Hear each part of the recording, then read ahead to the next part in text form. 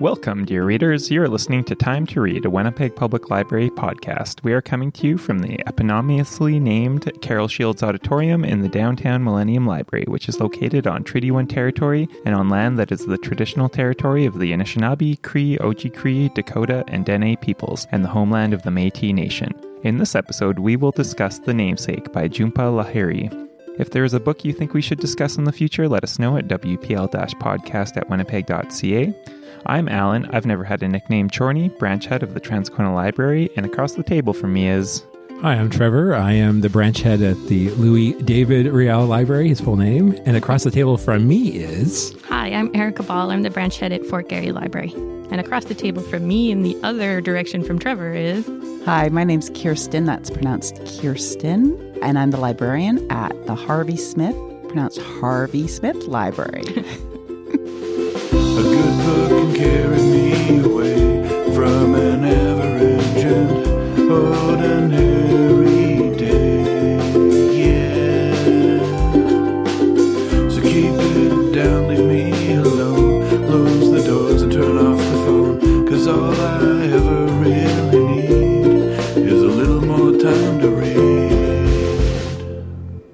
And you, dear readers, we couldn't do this without you. It's your questions and comments that form the heart of our discussions. So make us laugh or make us cry by emailing us at wpl-podcast@winnipeg.ca or leave a comment on our website, wpl-podcast.winnipeg.ca.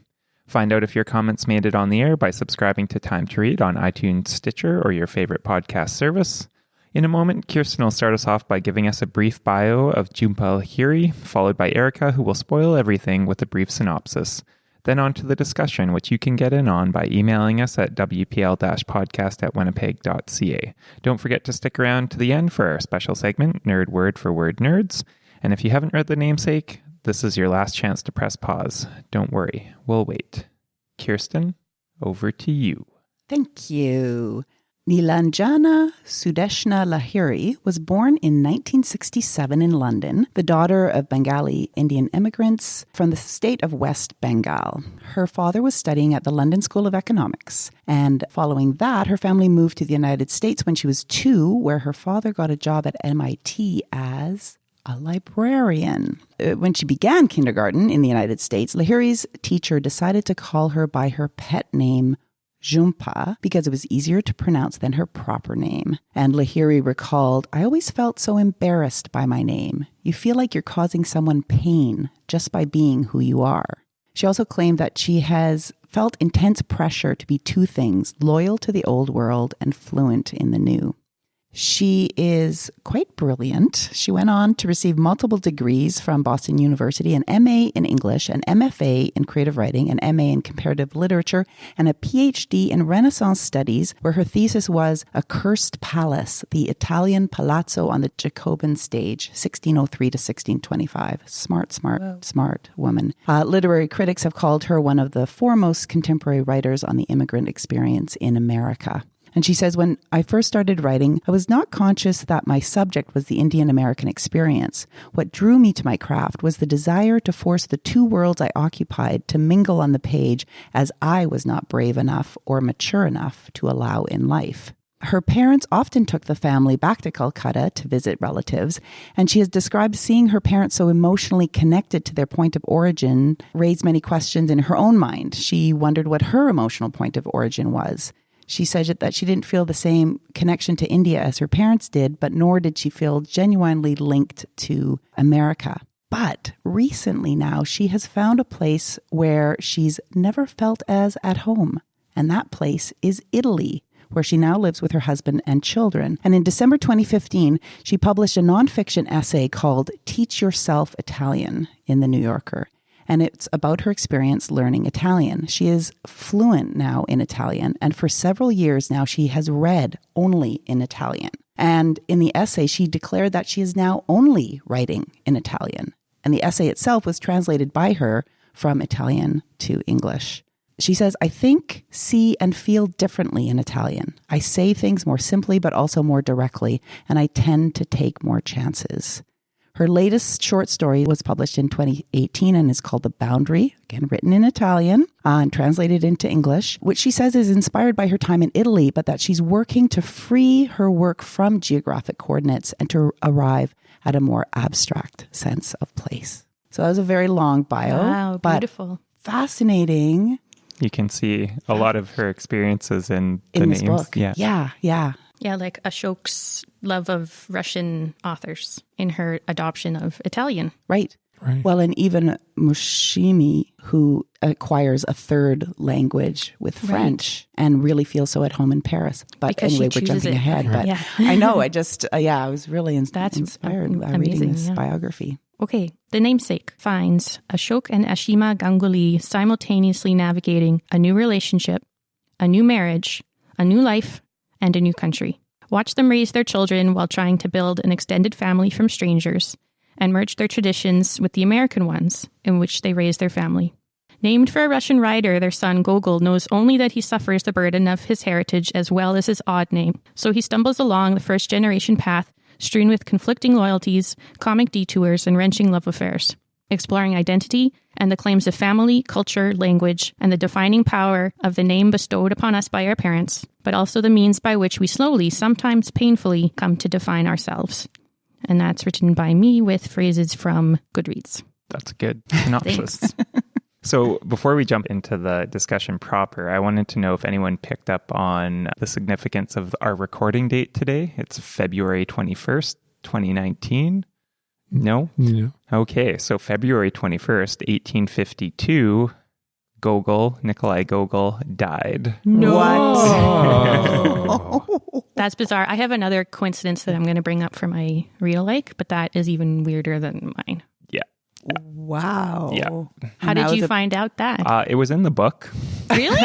When they talk about Gogol dying at the Oh. That book, horrendous and death? it's like, And you yeah, were like, there's like he wait a died on minute. February 21st, and I was like, I wonder how close that's going to come to our recording date. That is Wow. super Wow. weird. I did a happy dance, I love things A like nerdy a happy dance. nerdy happy dance. that. Happy anniversary of Gogol's death, everyone. Yeah, Well, yeah. Yeah. We miss you.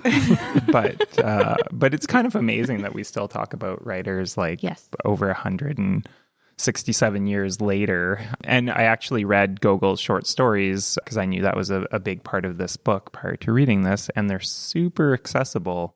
Like The Overcoat is super interesting. Obviously, that's the biggest Reference in the book. reference in the book. So The Overcoat is about how there's this government worker who saves up a bunch of money, all of his savings, to buy this expensive overcoat because he needs a new coat, and everyone thinks he looks great in it, and he goes out to a party which he never goes to, and then he is on his way home from the party. I'm just going to spoil the whole short story here. And he's jumped and his coat is stolen, and he basically goes insane and dies because he loses this coat. Oh, Jeez. Yeah.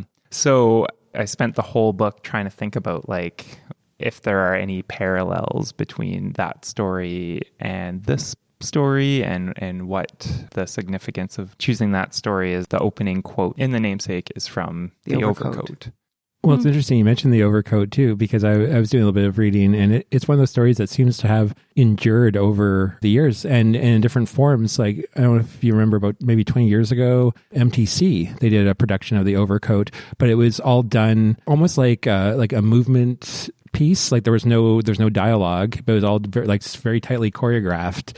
And I think it may have just been like a one act thing, and no language in it, but that was something that was totally new. And I think it was turned into an opera as well recently. So I don't know, that doesn't really answer your question, Alan, about how is it tied to The Namesake, but I just thought I'd mention that this story keeps reinventing itself, and or reinvented by people who have read it and interpreting it a new way for different generations. Well, and in this book, in The Namesake, the short story itself actually saves the life of Ashoke, because he's clutching a page from the short story, and then after the horrendous train crash where most people die, he lets go of the page, and that's when the rescuers can find him. So this short story literally saved his life. And meanwhile, then his son pushed that away for so many years until the very, very last moment after his dad had already died.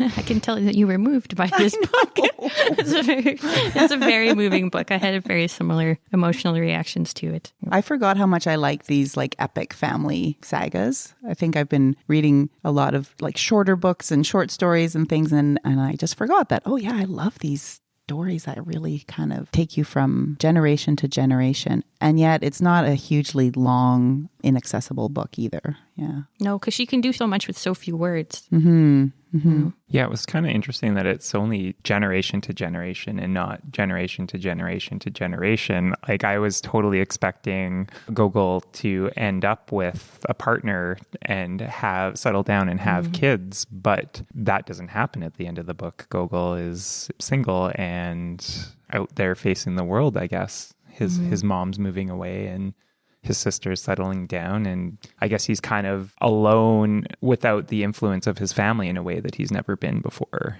when the novel ends. And not fighting the influence of his family either. Right. Yeah. No, that's a good way of maybe putting it. Coming more to peace with his family and his background and his culture and where he comes from in a way that he was always just pushing away for most of his life. So I'm excited to see where he goes from here now that he's finally read that book of short stories and connected with his father.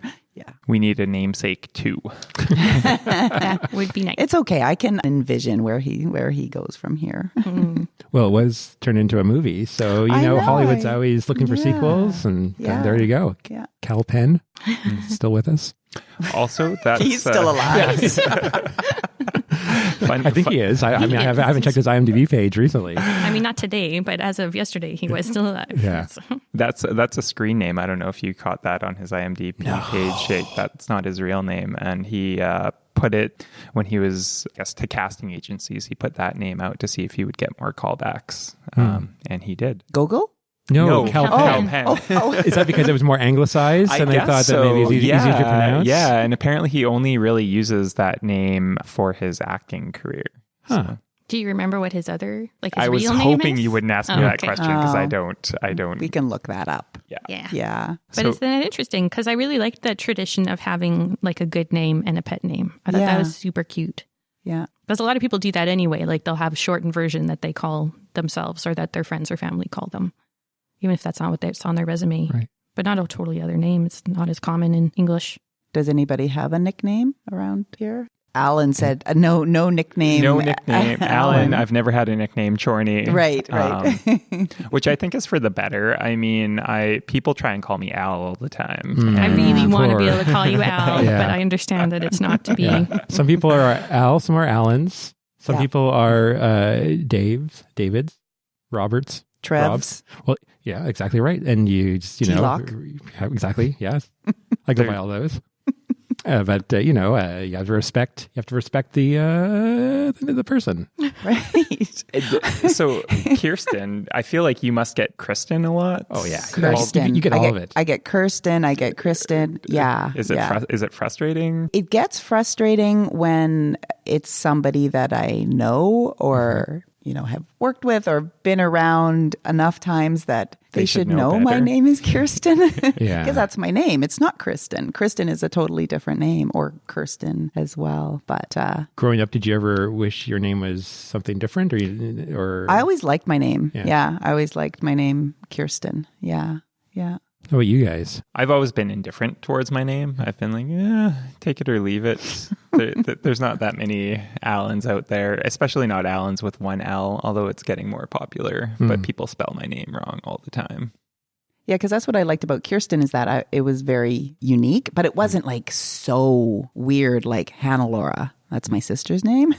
Not that that's weird. It's not a weird name, Hannah Laura. It's a very common German name, but that one was a bit more difficult. Yeah. But Kirsten, at least, it was unique, but not. It sounds like you put like an extra syllable in there. Is it Hannah Laura or is it Hannah Laura? It's Hannah Laura. Hannah Laura. Hannah Laura.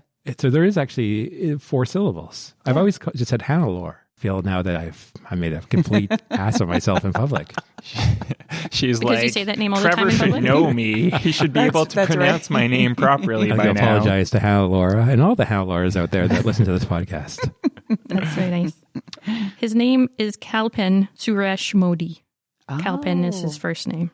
Whoa. So he took his first name and he split into two names. Into two parts. And he said, there, that's simpler for people. That's probably like easy for him to like remember it too. It's probably just, you know what I mean? Like, because it's like, it's just a variation of his own name, you know? Like, if to remember his made up. Yeah. Like, if my made up name was Cornelius van der Hoofen, that'd be hard to remember. I think you'd be okay. I think you'd make it work.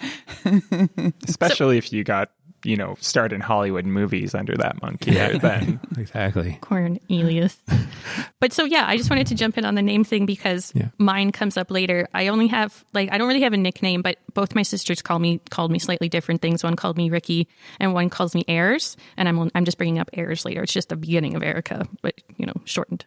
But so anyway. Is it? Is that what it's all about? But the thing that I want to rant about is that my kid's name is Meredith. And I don't feel like that's an uncommon name, but people seem to have a lot of trouble spelling it. And I'm not sure why. I didn't think that this would happen, though. And it's not spelled in an unconventional way. Meredith. Right. That's the only way I've ever seen it. Z. With the silent Z.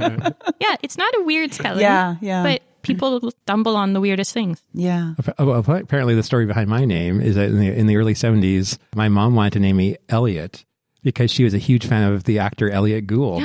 I love Elliot Gould. But then she thought Elliot Lockhart would be kind of too many little L's and T's in there. Lockhart. So then she backed off of that. But when I found out that was potentially going to be my name, I was kind of sad it wasn't, because I was right around the time that E.T. came out. And I was like, I could have had the same name. I could have had so much street cred in grade 2. So popular. If my name was Elliot, the kid that finds E.T.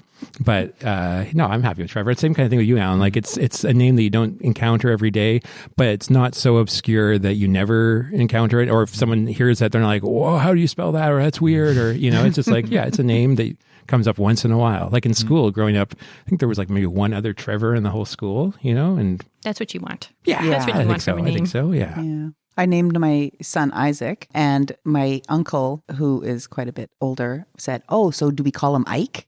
What?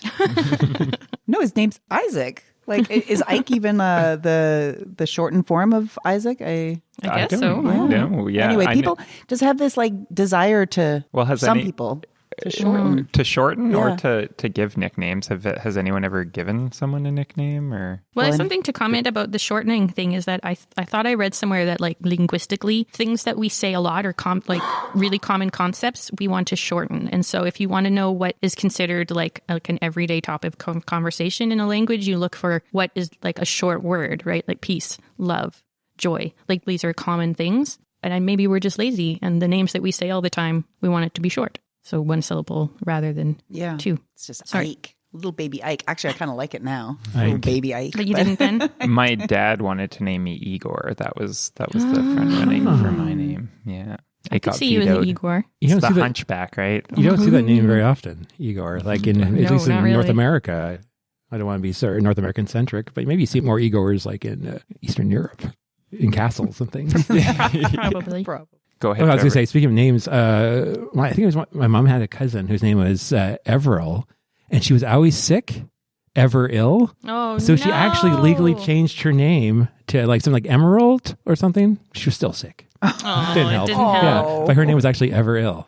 Wow, weird, hey? That is weird. Yeah. It's the power of the power of names. I mean, who's to say, right? I mean, subliminal. Yeah, and maybe changing the name at that point was too late. The name had already infected her system so badly. Like, I don't know how old she was when she changed her name. Like, she must have been an adult. Yeah. So she had at least 18 years of the taint and the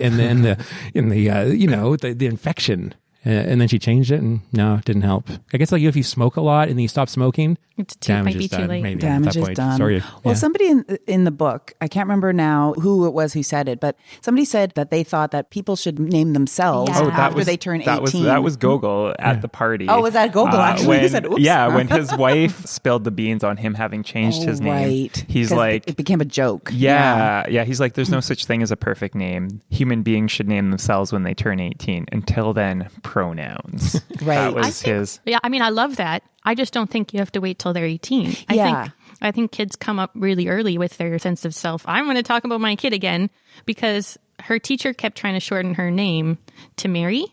Oh. And she kept telling her teacher, no, that's not me. I'm Meredith. And I'm like, okay, good for you. Yeah. So, but it's interesting because like the book pulls like a counter narrative to that when Gogol's a kid and he's talking to his teacher and going to school, and his parents are like, no, we want a different name. We want him to be Nikhil. And his teacher's like, what do you want to be? And he's like, Gogol.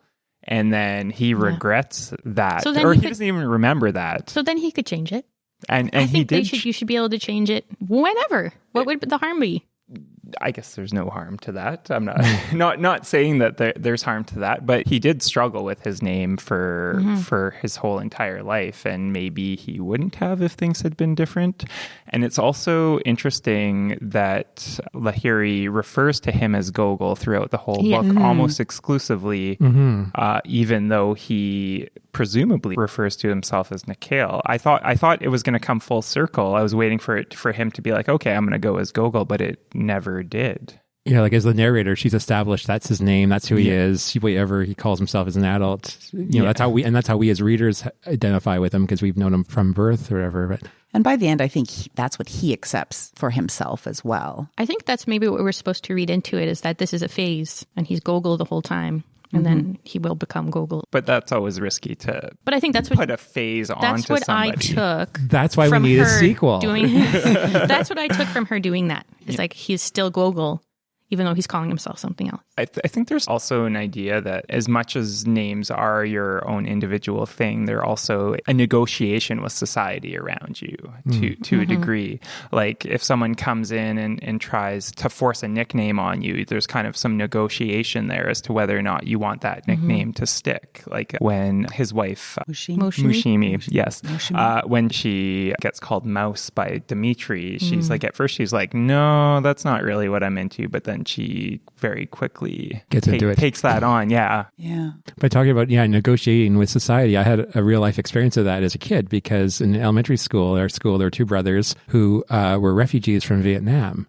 And when they came to Winnipeg, they had obviously Vietnamese names. The older brother was called Lai, L-A-I, and the younger one was How, H-O-W. And their parents, when they were in grade 3 or 2, let them pick their own names. So Lai became Steve and How became George. So and that was just, and we were all like, we knew them like both ways, right? Because we knew them for a year or so.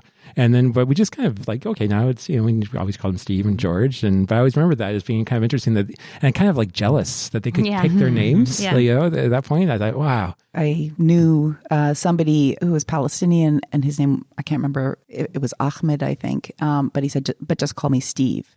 Because like that's somehow easier for us, for me to be able to pronounce. And I just thought that was sad. Like if you want to be called Steve, like if that's what you want to embrace just for your own self, great. But if your name is Ahmed, I can say Ahmed. Yeah. It's like, and we can all learn how to say Ahmed. To learn how to say it. But he wasn't going to like legally change his name or anything. No, I think it was just more like, just call me Steve, because it's easier. It's easier. Cool. You imagine like going to Germany. I'd be like, my name's Trevor, but I want you to call me Dietrich. Yeah, but it was like just to make it easier for us, though. Yeah, but like maybe for him as well, because in your biography, you were talking about how Lahiri was talking about how it feels so bad, like when people are mispronouncing your name, like you feel like you're causing inconveniencing them. Yeah. It might not be as big a deal in other cultures or ones where they already have multiple names, like the Bengali, the good name. Yeah, I thought that was interesting too. They don't pet tie, name versus good name. Yeah, maybe they don't tie so much to their identity of having one name, but they can have one identity at home and one name at work and one name for their education. So speaking of names, maybe we should bring in a question that we put out there on Instagram. We asked, if you were to name your child after any literary figure in history, who would it be? And bonus points if you've done so already. Yeah. Should we do the responses, some of the responses first? Let's do it. Yeah, I'll just do a couple. Carrie664 on Instagram said, if I did have kids or a son, I'd name him after Chief Dan George. We had one response it says Matilda, 100%. I guess Drew for a boy or girl after Nancy Drew. That's cool. Francis or Francie from A Tree Grows in Brooklyn.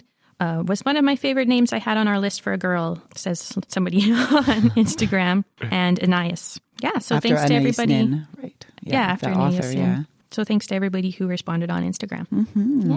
I remember when we were thinking of names for we didn't know she was going to be a girl first. We just didn't know the gender or whatever, or sex, I suppose. I get those terms mixed up, but we just didn't know. So we were getting boy names and girl names. And my wife liked the name Sam. And, I didn't not like the name Sam, but I said to her, okay, we can do Sam, but let's actually call him Samwise. Yes. And then no one needs to know that if you don't want, but on his birth certificate, it'll be Samwise. Like Samwise Gamgee. Yeah, exactly. Yeah. She would not go for that.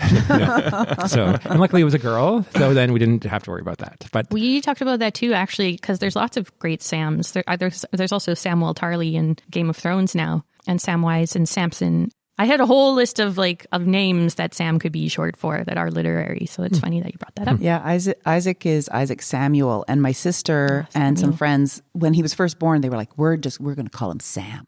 We just love that name, Sam. And then they tried, and then it was just, I don't know if it just didn't stick, that Sometimes he was just an Isaac, but they tried. They wanted to, but it has to suit.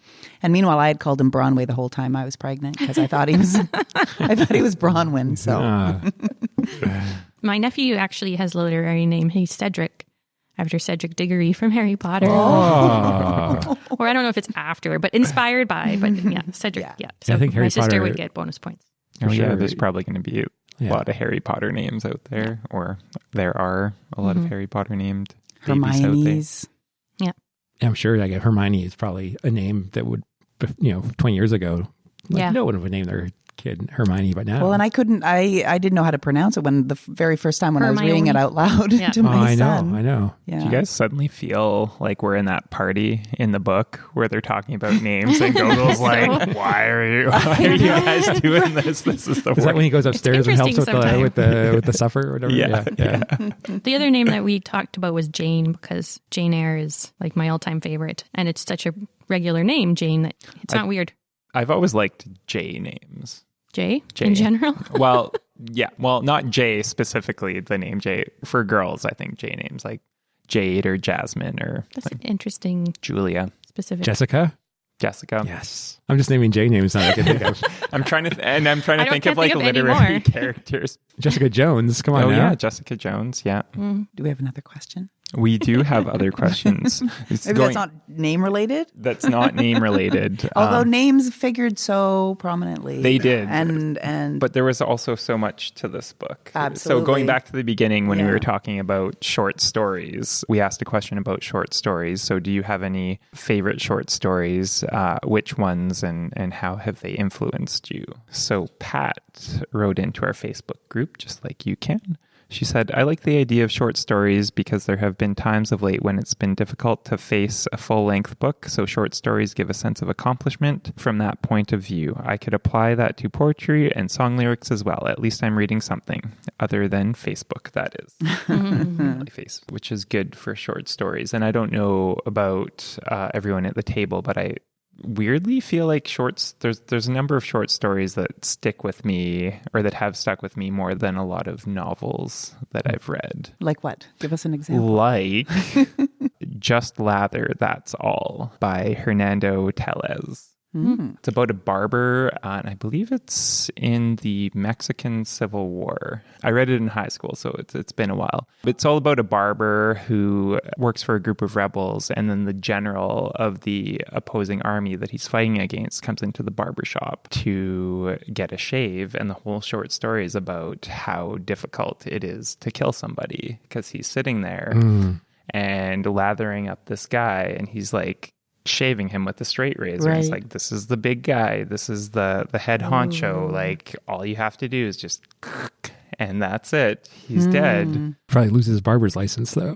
Probably, or be the most, no, he wouldn't be the most popular barber. I don't know going with that. But yeah, I read that short story in high school and it stuck with me ever since. I forgot the name of the short story for a long time, and I thought it was about the American Civil War, so I had trouble refinding it. But yeah. Well, in Jhumpa Lahiri, she writes short stories, and so this interpreter of melodies, I think she won the Pulitzer for. So I'm very interested to read that, actually. Yeah. Because I didn't used to be a short story reader, but ever since doing our Tales at Night library happy hour, where we read aloud short stories, I've been reading a lot more. And it's so interesting. Short stories that I read to myself, I may have like an emotional reaction and it has an impact. But then if you're reading it out loud, it might not have the same feel, and vice versa. Yeah. Yeah. That's why when we read those out loud, we always try to do a few run-throughs ahead of time to see, because a story that we love, when you hear it out loud, sometimes falls flat and vice versa. Yeah. Do you guys have any favorites that you've done? That we've read aloud? Yeah. I really liked Lamb to Slaughter by Roald Dahl. Yeah, that one was That really great.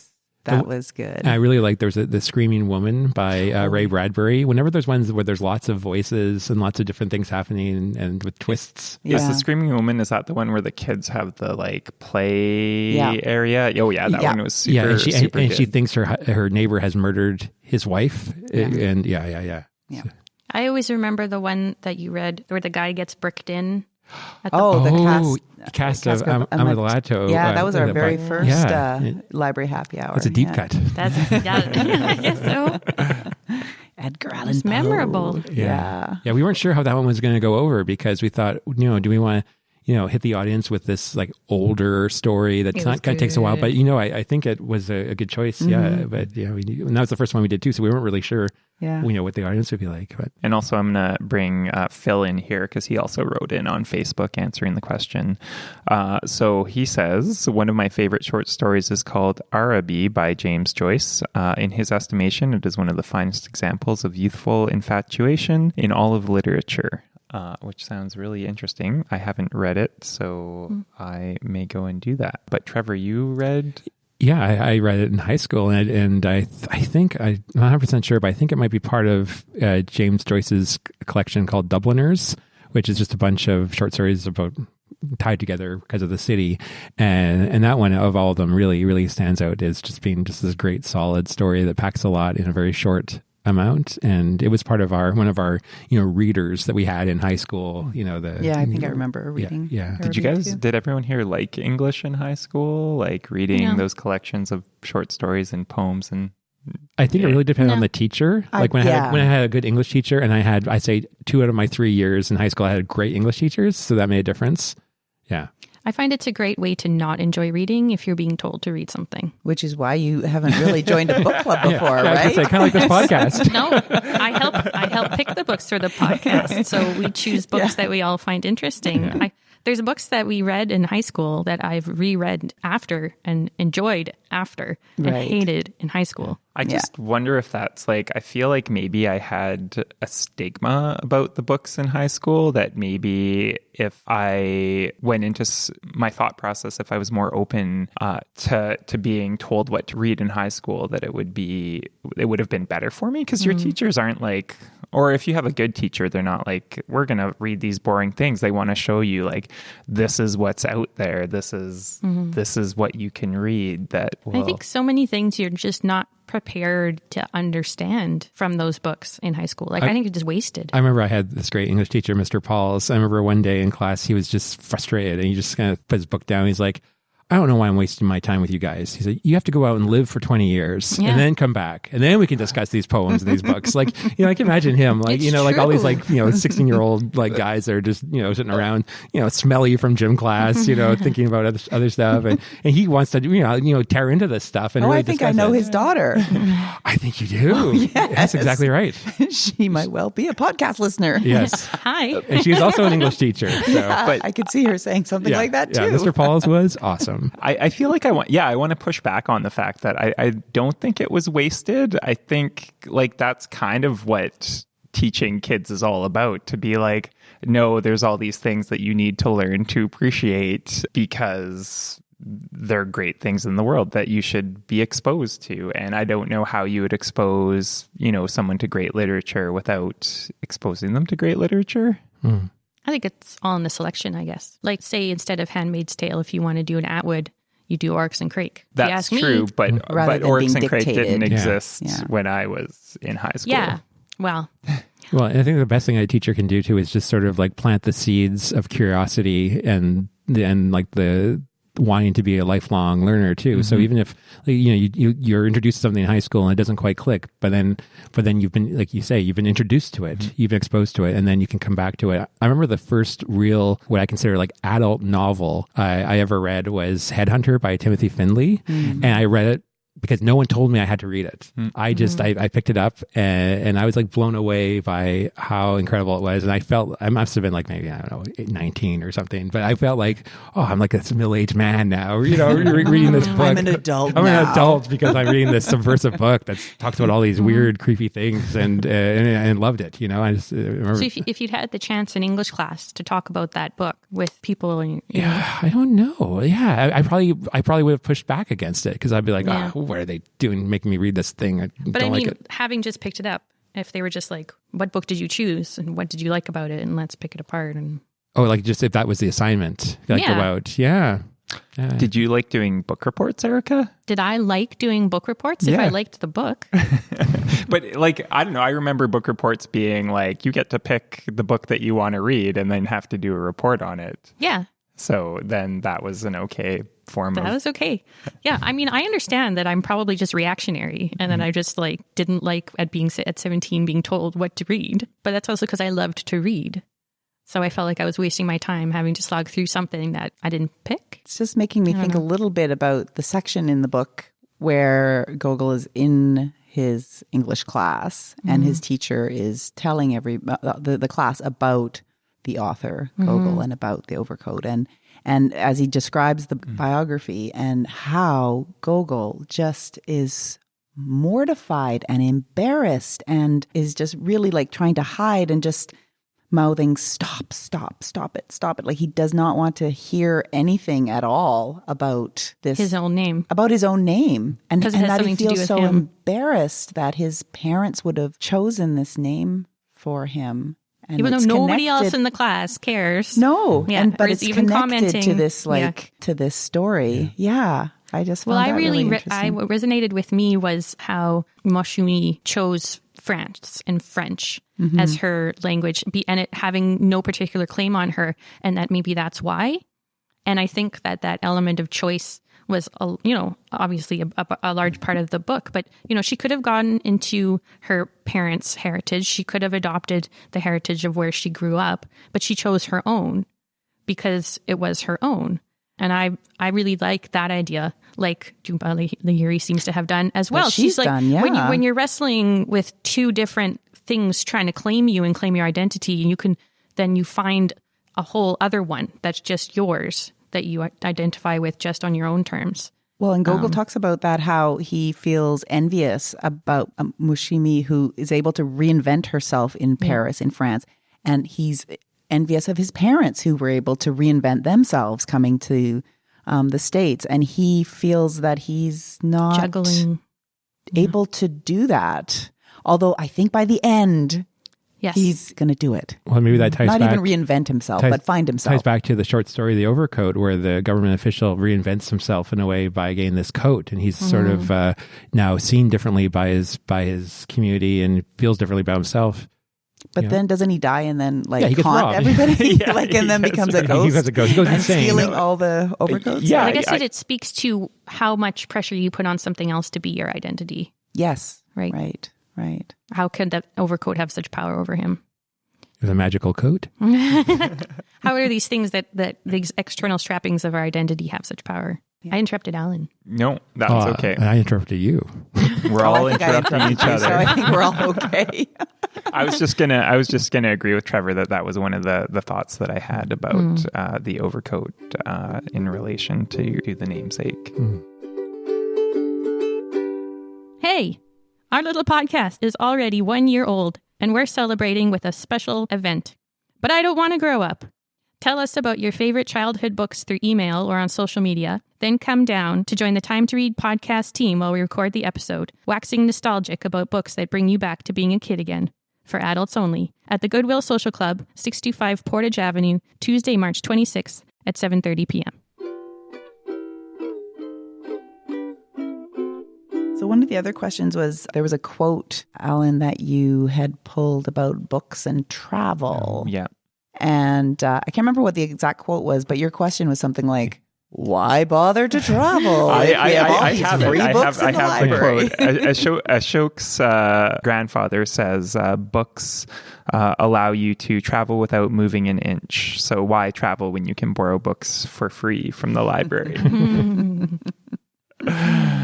I really like that line. You know, I wish there's more of the grandfather. I like the early parts too when they're in India and Calcutta. But I mean, my thought to that is that yes, you know, I love to read, especially about a place I'm about to visit. I love to do a lot of reading, not just like travel books, but like literature and things, just to totally immerse myself. But every book you read is through someone else's perspective, and it focuses on what that author wants you to look at. But when you travel, it's just a 360-degree experience where you notice things, little things that no one else would notice because you're your own person. That would be my take on that. Yeah, and the books are good for the in-between times, between the travel. When you can't the lean travel. times. Yeah, it's interesting to think that some of the best reading I've done in like the past year has been when I'm traveling, because I have the time to read, or those hours on the airplane, or, you know, on the bus or on the beach or wherever you happen to be. But I grew up not really caring about the idea of traveling, of going to new places. And I still don't know that I'm 100% hooked on the idea, because when I do go traveling, I feel like I'm still way more in my own head than I want to be. I'm very introverted, so I don't like going out and talking to people and meeting people, which is like, I guess, a big part of, or can be a big part of traveling. And I'm not that into landscapes either.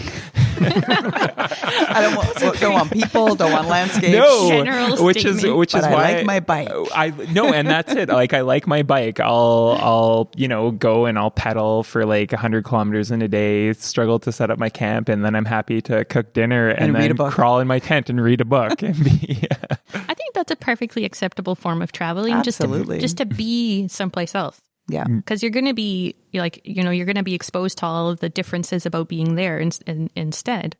So I don't think you have to spend so much time sightseeing and chatting and all that stuff to have it be worthwhile. To get something out of traveling. Yeah. Because I agree. I get overstimulated, especially someplace new where I'm trying to see everything and notice everything. And I find it very tiring to travel. If I could just go somewhere and just be there and just live there, and not, put a lot of like crazy effort into it. Then maybe I'm doing traveling wrong. Maybe that's good. Maybe I need to like just go live somewhere for months at a time. Do it the Allen way. In your tent. In my tent. Just bring your tent. Yeah. Be self-sufficient. And your bike. And speaking of travel, trains really figure prominently in this book, hey? Yeah. Like there's trains throughout Constantly on the train. Yeah. Meeting people on the train. And tragedy on the train too. Yeah. With the train crash, with the murder on the train, with the suicide. With the breakup. She tells him that she cheated on him on the train. On the train, Yes. yeah. I thought that was interesting how she kind of framed that, where he's super excited about planning this trip for the two of them, and he's about to go home, and you know that it's like, oh, this is going to end horribly, and then you feel like you've been let off the hook, because then it carries on. But then no, she goes back and talks about the breakup. I thought, are we going to have to read the scene where she tells him about it? And I thought, oh no, we're going to just kind of learn about it secondhand. But no, the way she kind of frames it, I thought it was kind of tricky and interesting. I thought it was interesting with Mashumi. Like, I thought immediately after the wedding, I was like, oh no, this is going south real fast. So I thought just because it was so much book left, I'm like, it's not going to be they lived happily for after. I did when I first saw it, because they met and they had their background that served as a connection, and there was so much book left. And I was like, oh, she's going to be the one, and they're going to have kids. Oh, that's right. Yeah, you're saying generation to generation. Yeah, but no, then they got married, and then they had like that, and we had to postpone our honeymoon, and we're so exhausted the night after the wedding, and I was like, oh boy, the writing's on the wall here. Yeah. So like here, all those scenes, like the courting scenes and stuff, I thought were really well written. Like, when they meet, and things don't go according to plan all the time, but then you get a story out of it. And I just thought that's just very realistic too. That the restaurant they go to is closed, so they go to this other restaurant, they have this great experience, or the food burns, and so then they order in Chinese food or whatever it was, and all these little kind of things that you can relate to. Okay, so I'm going to segue into our most awkwardly worded segment. Can you tell me a book you would also like? So I don't know if in reading this has sparked any, oh yeah, if you like this, you might like that. Well, I don't mind going first just because this kind of is a good segue from what I was just saying about how things don't often go the way you expect them to, and that's life. And it made me think of that quotation from John Lennon, life is what happens when you're busy making other plans. Mm-hmm. And to me, like, this book was a lot of that, where I kept waiting for these momentous things to happen, but just other things kind of happened. And it's like, well, when's the big kind of twist? I kept waiting for that grandmother's letter to come. You know, I never did. But so anyway, so the book I picked is called Stoner by John Williams. I don't know if you've heard this book. It was published in the 1960s, and it's written in a very similar style to The Namesake, in that it follows a man whose name is William Stoner, who's kind of shy and awkward, and he's grown up in a very poor environment, farm in the Midwest, but he goes to university. And when he's at university, he's going to study agriculture. He falls in love with literature, and he becomes an English professor. And he marries, but the marriage isn't super happy. He has a daughter. The daughter kind of doesn't really want to do stuff with him. And then it's just sort of like you keep thinking something's going to happen. And it really is just this man's life. And the way I'm describing to you probably sounds super boring, but it's very, very compelling. And it was recommended to me by Ruth from the Lou Rail Book Club a couple of years ago. And so shout out to Ruth. I don't think she listens to podcasts, but I just wanted to say, so it's called Stoner by John Williams. Shout out to Ruth and shout out to book clubs. Yeah. Okay, maybe I'll go next. I want to see if you guys can guess my real, probably by the end of this. Okay, so it's another book about identity, the psychology of identity. The character has parents that have an unusual marriage. The main character is first-generation immigrant, and the book deals with their relationship with their immigrant parents, the integration of two worlds, coming-of-age story, and claiming their own identity. There's a lot of humor in it, and a very loving tone when referring to the parents and extended family. And it's especially weird because it was our February Time to Read book last year and our second book ever. And it's Middlesex by Jeffrey Eugenides. And oddly enough, and I was thinking about that, and then he went and changed his name at the Middlesex County Courthouse or something like that. And I was like, that's weird. Yeah, and it was our February book last year. So this time last year, the one we were reading. So if you hadn't read it or you hadn't listened to that episode, now's your opportunity. I wrote down another body you might like. Anyway, another book you might like. That must be the other podcast you're on. My book is What the Body Remembers by Shauna Singh Baldwin. Anybody read it? It was published in 1999, and Shauna Singh Baldwin is a Canadian author, born in Montreal, grew up in India, now lives in the States. The story follows the lives of two Sikh women, Roop and Satya, over the course of a 10-year period that leads up to the 1947 partition of India. And so it explores the political and religious history of India and Pakistan. The two women are actually married to the same man, so it's a very sort of complicated relationship, but it's told, and the sort of the history and the cultural history, religious history, it's all told very uniquely, I think, from a female feminist perspective. So that is What the Body Remembers by Shauna Singh Baldwin. I'm going to recommend The Overcoat and Other Tales of Good and Evil, a collection of short stories by Nikolai Gogol. Why did you think of that? I know, right? Where did it come from? But yeah, I can't go on enough about how much I really like the short story collection. The Overcoat being really good, but keep an eye out for The Portrait. I think that was my favorite short story in the collection. It's all about a starving artist in early 1800s Russia who spends his last bit of money, instead of on food, he buys a portrait, and it's all about how this portrait changes his fortune. And I won't spoil that for you. That makes me think about Skin, the short story by Roald Dahl. Right.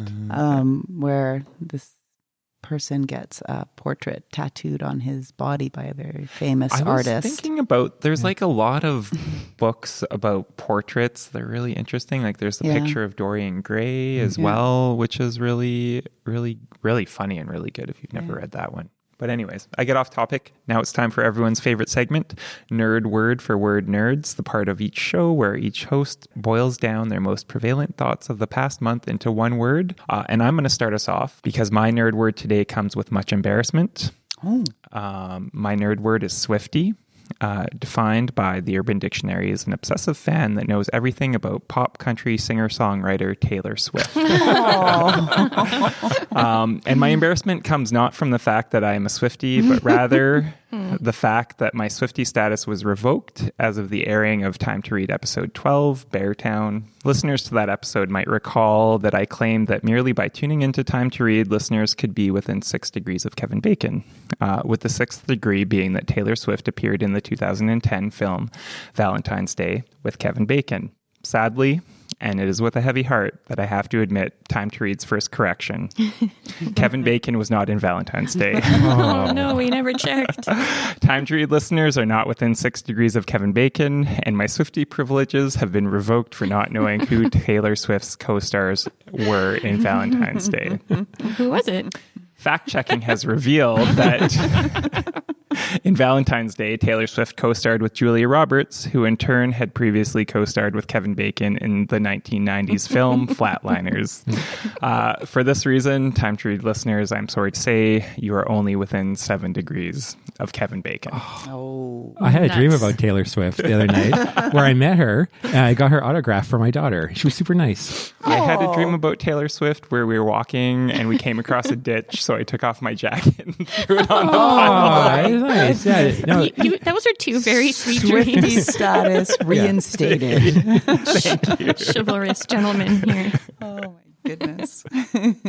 I'll go next. Mine's not super interesting. It was just because the name Eyre kept popping up for me as I was preparing for this in terms of Jane Eyre, and my nickname Eyres just sounds like air. And then I've always have interested in how authors choose names for their characters, and I always assume that there's something there, and I've never looked up Jane Eyre. So I looked it up, and it has a couple of odd things. It's a common enough surname.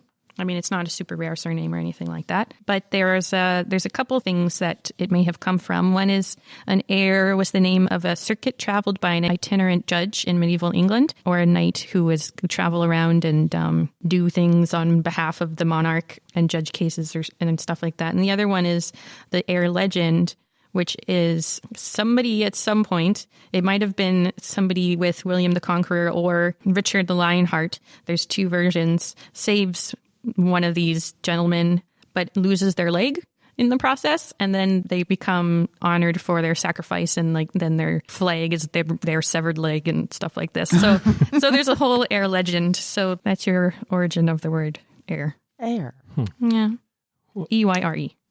I was going to jump in just because my nerd word is sort of related because it's related to my name. So it's a narcissist nerd word because my nerd word is Kirsten.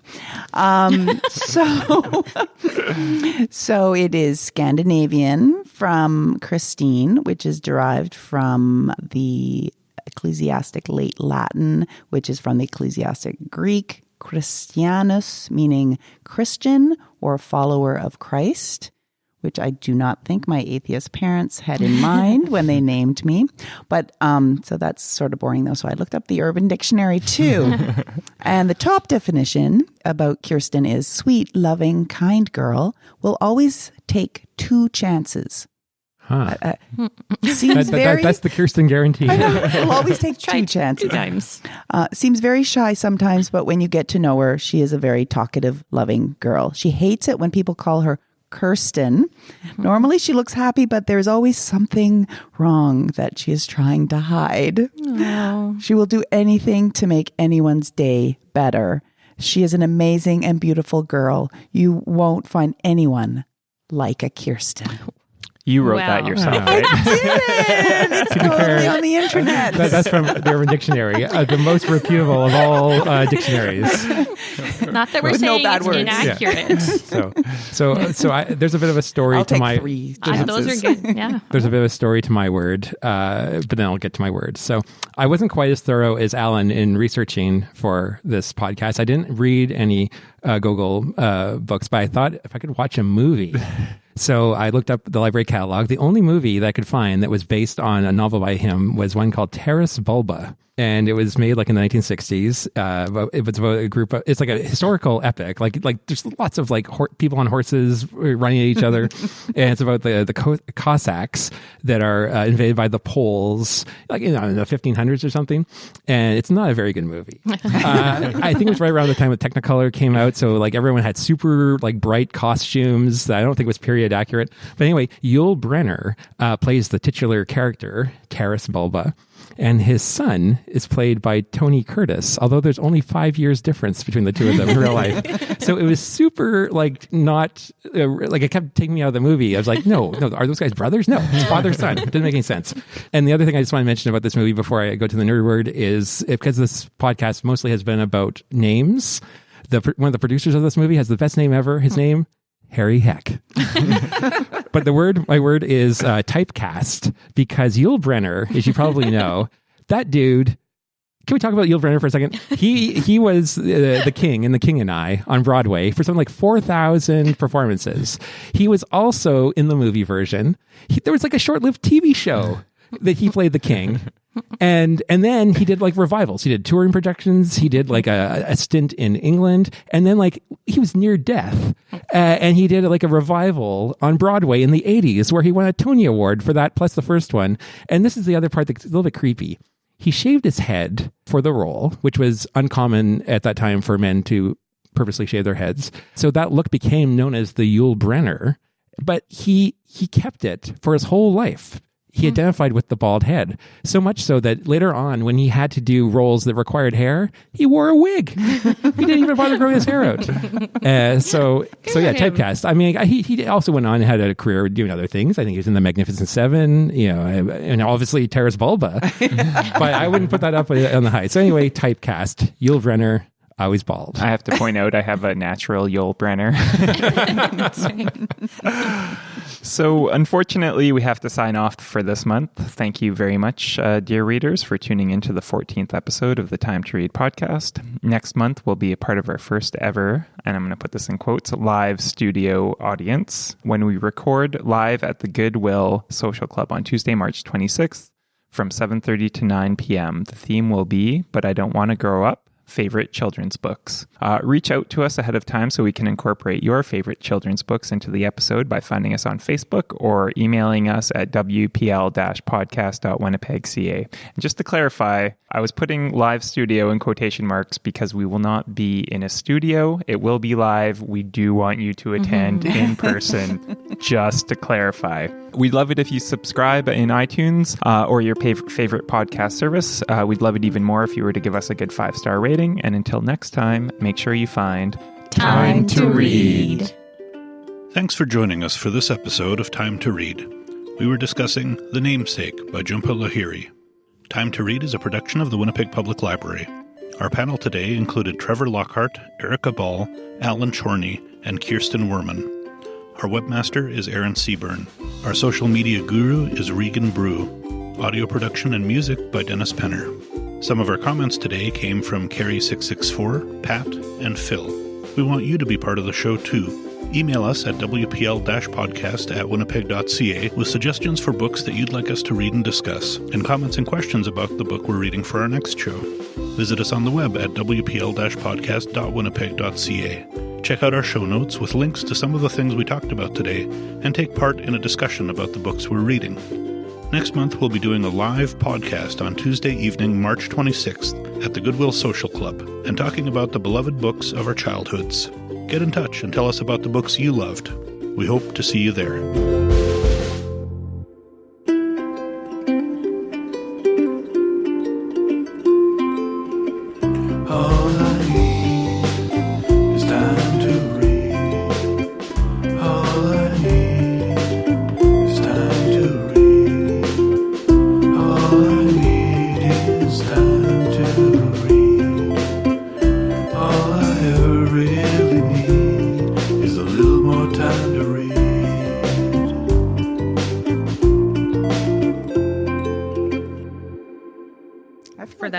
Talked so much longer about names, actually. I love talking about names. Names are the best.